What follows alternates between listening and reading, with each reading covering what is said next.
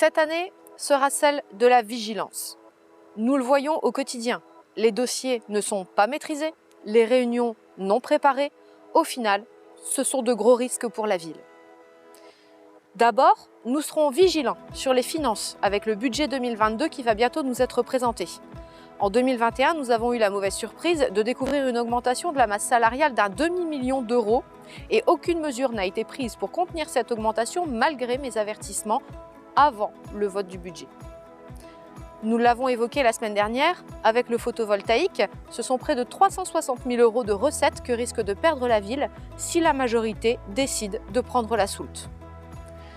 Et enfin, une perte de recettes votée dès demain par la majorité de plus de 370 000 € au titre des transferts de charges de ramassage et de traitement des ordures ménagères sacrifiés au nom de Douaisis Agglo.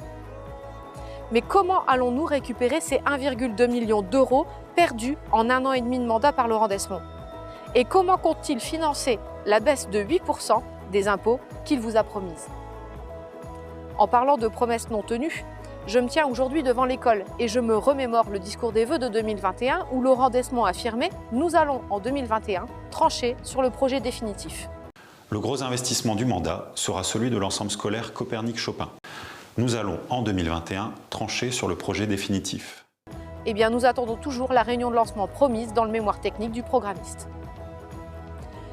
Nous reviendrons bien évidemment sur les voiries, l'avenue Guéronnet par exemple, où il est prévu de faire les trottoirs mais pas la rue.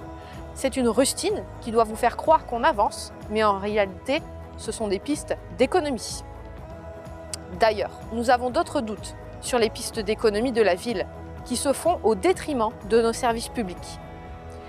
Alors oui, si nous saluons la titularisation des agents du service technique, nous craignons en parallèle fortement la réduction des effectifs de nos agents dans les écoles maternelles.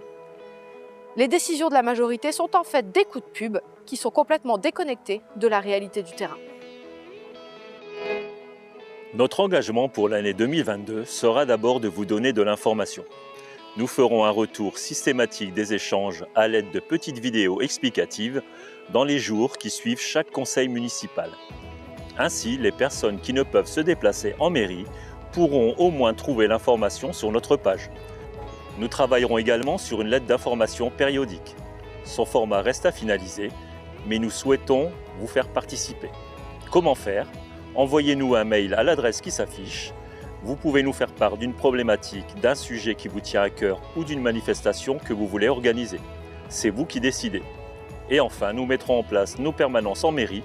Sur rendez-vous, nous aurons l'occasion de vous présenter la démarche très bientôt. En début de mois, nous sommes passés souhaiter nos vœux aux agents de la ville dans les services.